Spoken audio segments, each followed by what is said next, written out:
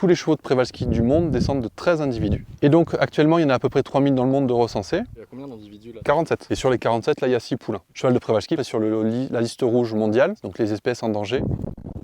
Les consignes de sécurité dans l'enclos. Donc on reste groupé, on forme une patate en fait, pour pas que si par exemple il y a une panique, ils soient tentés de passer entre nous, vu qu'ils font 300 kg, s'ils dérapent ou quoi, ça fait mal. Aussi, normalement, ils ne sont pas agressifs envers l'homme. Par contre, comme ils vivent en troupeau entre eux, il peut y avoir des agressions entre étalons, entre familles et avec les étalons célibataires. Donc voilà, il suffit de m'écouter et tout se passe bien. Allez, ben c'est parti. Hop. Allez.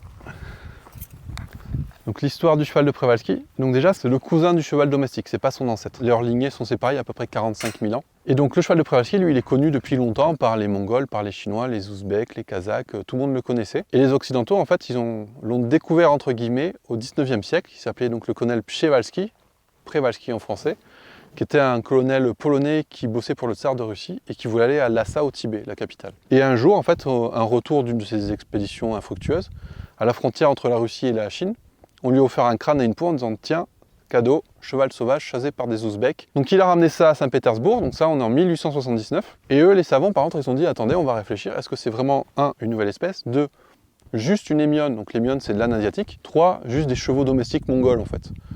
Et non, donc en 1881, ils décident, non, c'est une nouvelle espèce, cheval de Przewalski. Et il y a des gens qui se sont dit, on va faire un business, on va en ramener en Europe, pour les vendre dans les zoos, dans les musées, dans tout ça. Le problème, c'est qu'ils ne pouvaient pas attraper les adultes. Les adultes, ils étaient trop agressifs, donc ils ont dit, on va choper les poulains. Le problème, c'est que les étalons, ils attaquent les chasseurs, donc ils abattaient les étalons. Les juments défendaient les poulains. Donc là, pour choper nos 6 poulains là-bas, ils auraient abattu tout le troupeau. Donc ils en ont attrapé à peu près 200 de ce que j'ai compris dans la littérature. 50 qui sont arrivés en vie en Europe. Sur ces 50, il y en a 13 qui se reproduisent. Donc tous les chevaux de Przewalski du monde descendent de 13 individus. Donc là on a 5 familles. Donc c'est-à-dire 5 étalons avec leurs juments, leurs petits. Au fond, on a un groupe de 5, c'est des célibataires, donc là c'est que des mâles qui n'ont pas de famille. Et on en voit là-bas aussi au loin. Le cheval de Przewalski. C'est un petit cheval, 1m30, 1m20 au garrot. Donc taille double poney si c'était un domestique. Il pèse entre 200 et 300 kg selon les individus. Et ils ont des zébrures au niveau des jambes. Comme tous les équidés sauvages, ils ont des zébrures. Ils ont le bas des jambes noir aussi en général, avec les zébrures. Et la robe est dite Isabelle. La queue, elle n'est pas très fournie, elle n'est pas très touffue. Et la crinière est normalement droite et courte.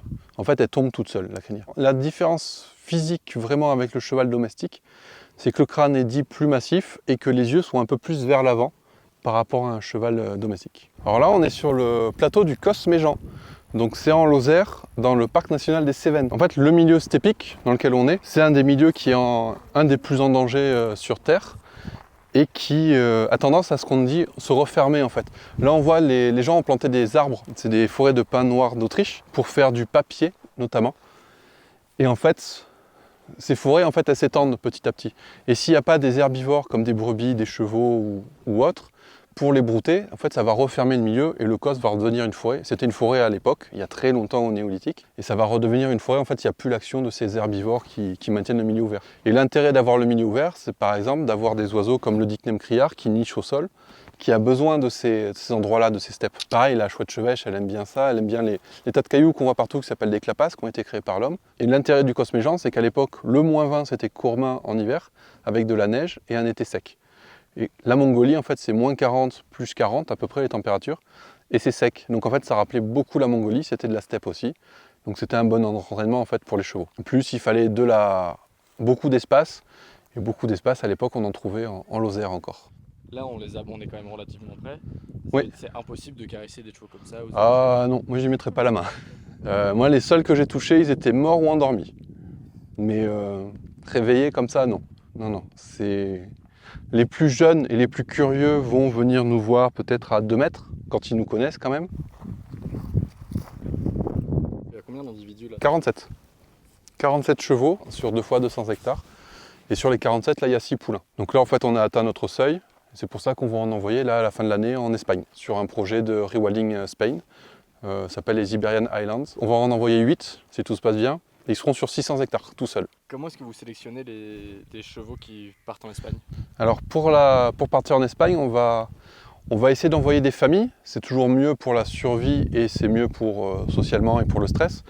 Donc le problème, c'est qu'on ne peut pas envoyer de famille où il y a des poulains nouveau-nés, donc il nous faut une famille où il n'y a pas de poulains cette année. Et après, peut-être essayer de piocher des jeunes juments à droite à gauche et des célibataires, parce qu'en fait, c'est important d'avoir des célibataires dans un troupeau, parce que sinon, les juments, elles n'ont pas le choix, elles sont obligées de se reproduire avec leur père. Et vous envoyez des chevaux, mais du coup, est-ce que vous en récupérez d'autres On l'a jamais fait, mais ce serait un but de récupérer des chevaux, parce que là, on est sur un troupeau qui n'a pas eu de nouveau apport de génétique depuis 30 ans. Donc on commence un peu à tourner en rond en termes de lignée. Donc ce qu'on voudrait, en fait, c'est diminuer la population ici suffisamment, peut-être 2 envois en Espagne, pour en récupérer par exemple 2 en Hongrie, où ils vivent dans une situation similaire, mais sur 3000 hectares. Alors tac, c'est le mot francisé qui veut dire cheval de Przewalski en mongol. Nous, on vient en fait de la Tour du Vala à Arles, c'est une station biologique qui a été créée par Luc Hoffmann, donc c'est un milliardaire suisse, et qui était ornithologue passionné par la nature, donc il a créé une station biologique pour étudier les zones humides. Et il y a eu un projet, pendant 30 ans, ils ont étudié une manade, donc un groupe de chevaux, un troupeau de chevaux de Camargue. Et c'est les gens qui ont suivi ce projet-là qui ont ensuite monté, avec toujours ce monsieur Hoffmann, le projet TAC. Moi, ce qu'on m'a dit, c'est qu'il aurait demandé quel est le cheval le plus en danger. À l'époque, dans les années 80-90, effectivement, c'était le cheval de Przewalski, il n'y en avait plus dans la nature. Et donc c'est comme ça qu'est né le projet TAC.